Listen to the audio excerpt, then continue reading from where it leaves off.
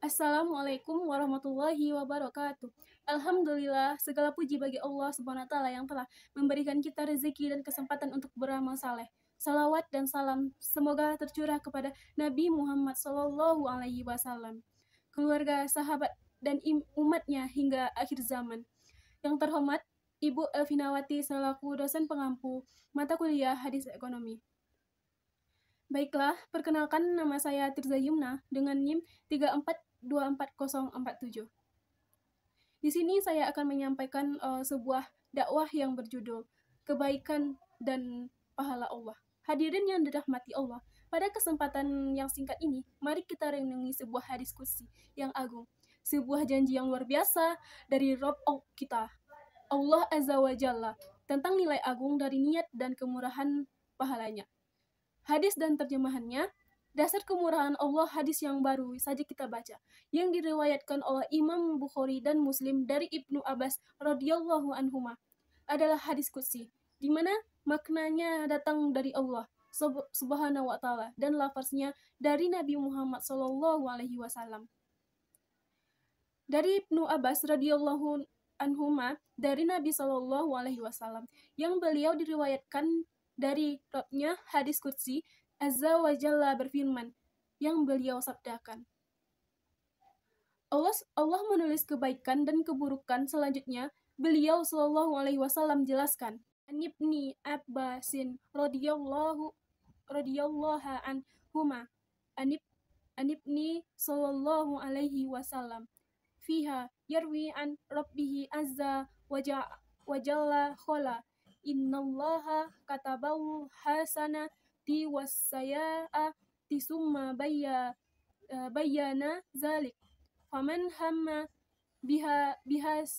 bihasana falam ya'mal kataballaha lahu indahu hasana kamilah fa in huwa hamma biha fa'amilaha katabahallahu lahu indahu asyra hasanatin ila sab'i mi'ati di'fi ila ad'afi kasira wa man hamma bisayyi'ati falam ya'malha katabahallahu lahu indahu hasana kamilatan fa in huwa hamma biha fa'amilaha katabahallahu lahu sayyi'atan wahidah, yang mana artinya adalah siapa yang berniat kebaikan Allah, siapa jadi ia amalkan, Allah mencatat satu kebaikan di sisinya secara sempurna, dan jika ia berniat lantas ia amalkan, Allah mencatatnya 10 kebaikan hingga dilipat gandakan 700 kali, bahkan dilipat gandakan pada jumlah yang sangat banyak. Sebaliknya, barang siapa yang berniat melakukan keburukan, kemudian tidak jadi ia amalkan, Allah mencatat baginya satu kebaikan di sisinya secara sempurna. Dan jika ia berniat keburukan lantas ia lakukan, Allah mencatat baginya sebagai satu keburukan saja. Hadis riwayat Bukhari dan Muslim. Hadis ini mengajarkan kita 3 poin mendasar tentang kemurahan dan keadilan Allah. Yang pertama, kebaikan utama. Bayangkan kita baru berniat melakukan kebaikan, misalnya bertekad untuk bersedekah atau menjenguk tetangga yang sakit. Namun, karena suatu hal kita tidak jadi melakukannya, Allah Subhanahu wa taala telah mencatat satu kebaikan yang sempurna bagi kita. Ia menunjukkan betapa Allah sangat menghargai niat tulus hambanya. Yang kedua, kebaikan yang dilaksanakan pahala berlipat ganda.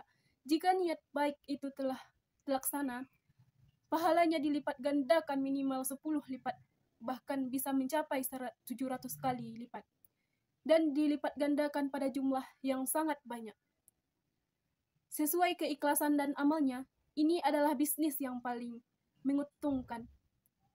Satu modal kebaikan dibalas berlipat ganda. Yang ketiga, niat keburukan. Pintu taubat dan rahmat terbuka ini adalah puncak kemurahan. Jika berniat buruk, lalu kita tinggalkan niat buruk itu karena takut kepada Allah, maka Allah justru mencatat satu kebaikan yang sempurna bagi kita. Jika kita terlanjur melaksanakannya, kita hanya dicatat satu keburukan saja, tanpa dilipat gandakan.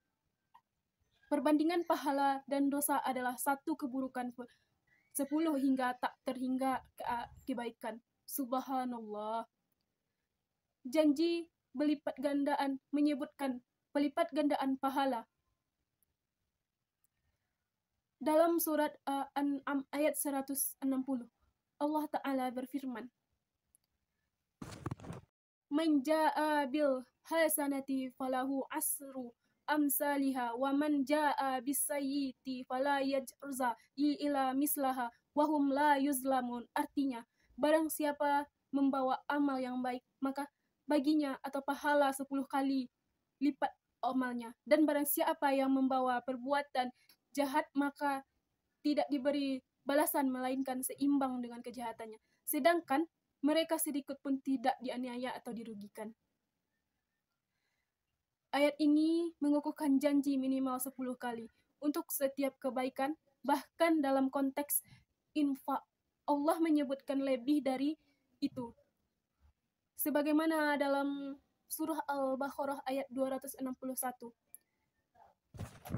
Masalul lazina yunfikuna amwalahum fi sabilillah kamasalil hajja'an batat sab'a sanabila fi kulli sunbulati ma'natu wallahu yudha'ifu liman yasha. Artinya, perumpamaan nafkah yang dikeluarkan oleh orang-orang yang menafkahkan hartanya di jalan Allah adalah serupa dengan sebutir benih yang menumbuhkan 7 bulir. Pada tiap-tiap bulir 100 biji.